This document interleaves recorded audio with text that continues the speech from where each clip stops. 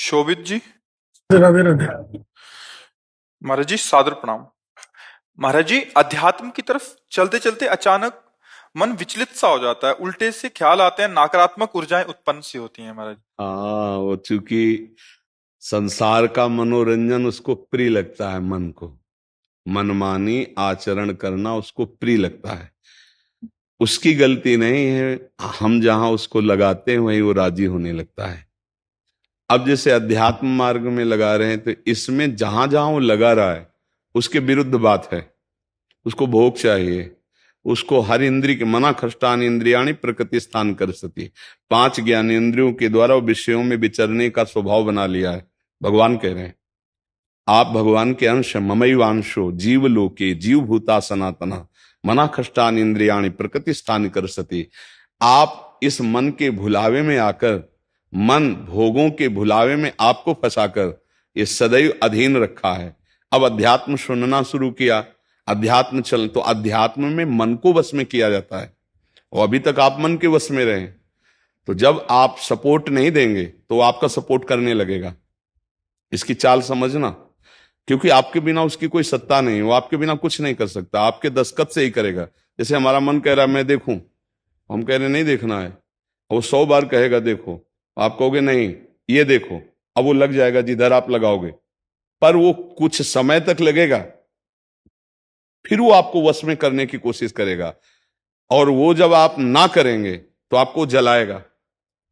अगर उस जलन को सह गए तो मन को अधीन कर लेंगे, और नहीं सह गए तो मन आपको अधीन कर लेगा। ये खेल चल रहा है। प्रायः सब मन के अधीन ही होते हैं। मन को कोई चेला बनाने वही सच्चा गुरु। दूसरों को तो चेला बनाना सहज है, मन को जो चेला बना ले वही सच्चा गुरु। मन ने सबको चेला बना रखा है, नहीं बना रखा?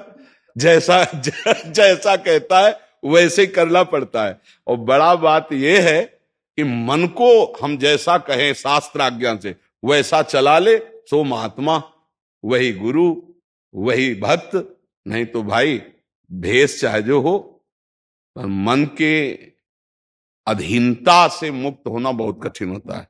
कोई बिरला मन को अधीन करके भगवान की प्राप्ति करता है।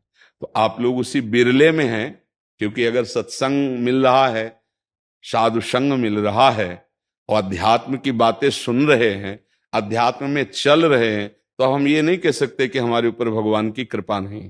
कृपा है, पर हमें विचलित नहीं होना। कम से कम ये बात आप स्वीकार करते हैं कि कभी कभी वो हमको गिराने की कोशिश करता है, अर्थात आपका बहुत सहयोग देने लगा है। तो एक समय था कि हम पूरे उसके अधीन थे, आज है कि आधा आधा हो गया है। आधा वो हमारे अधीन हो रहा है, आधा अपने अधीन करना चाहता है।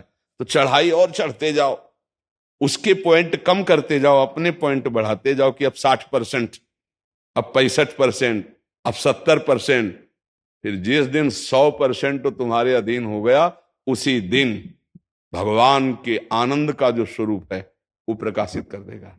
अब ये लड़ाई बहुत जोर की है, छोटी मोटी लड़ाई नहीं है।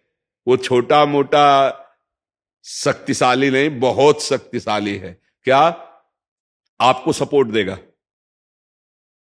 राधा राधा राधा, फिर धीरे से आपके सामने रखेगा। देखो इतने दिन जब करते हुआ कोई सुख तो नहीं मिल रहा, इसको भोगो, अभी आनंद आ जाएगा।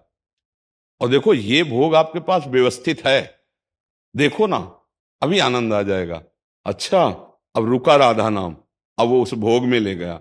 अब राधा नाम जपना चाहोगे तो अच्छा नहीं लगेगा, अरुचि, वो अपने अधीन करता चला जाएगा।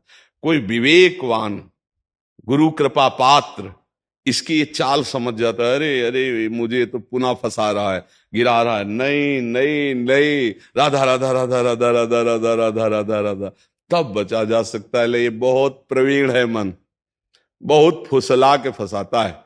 ऐसे ही फंसाता है कि देखो देख लेंगे, छुएंगे थोड़ी, नजदीक पहुंचा जिस विषय का, छू लेंगे, कुछ होगा थोड़ी।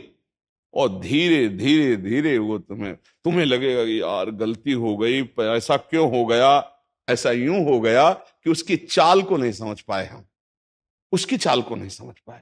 हर एक इंद्री के साथ ये जुड़ा हुआ है।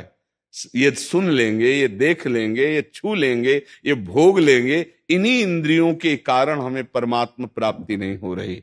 यही इंद्रियां भोगों में फंसाए हुए हैं, और उसका मुखिया ये मन है, और ये बहुत चतुर मंत्री है आपका मंत्री। पर ऐसा समझ लो कि भोला राजा और चतुर मंत्री, तो उसकी दुर्दशा कैसी होती राजा की। जो सलाह देता है वैसे ही कर देता है और वो फंसता चला जाता है, और मंत्री अपने को बलवान बनाकर केवल नाम मात्र का राजा उसको बनाए हुए सारा काम वही कर रहा है। देख लो आप, नाम मात्र के आप जीवात्मा भगवान के अंश हो, सारा काम वही मन कर रहा है। हमारा मन कर रहा है आज ये खाएं तो हम खाएं, नहीं, ये मन की मांग है, तेरी मांग नहीं है। लेकिन ऐसा कौन भेद पैदा कर पाता है। अब मेरा मन कह रहा है आज ये देखा जाए, तो अब भाई देखा जाए। मेरा मन कह रहा है, तो कभी कभी मन अच्छा सपोर्ट करता है। जैसे आपको मन ने ही कहा चलो चलते हैं सत्संग में, बाबा के पास बैठते हैं वृंदावन में, तो अच्छा सपोर्ट दिया ना। वो सपोर्ट ना देता तो आप नहीं आ पाते। बस इसको अच्छे सपोर्ट के पॉइंट में लगाते रहो, और जब बुरा सपोर्ट करे उस समय सहना बहुत कठिन होता है। अगर मन ने ठान लिया कि अब ये करना है और आपने कह दिया ना, तो आपको जलाना शुरू करेगा, और उस जलन को जो सह गया, यम ही न व्यथ्यन्ते ते पुरुषम पुरुषर्षव सम दुखा सुखाधीरम स्वमृतत्वाय कल्पते, उस जलन को जो सह गया सो भगवान को प्राप्त करने की सामर्थ्य रख लेता है। बहुत कठिन है मन की जलन को सहना। बाहर के थप्पड़ सह जाना सही, लेकिन मन के थप्पड़ सहना बहुत कठिन, सबको गिरा देता है।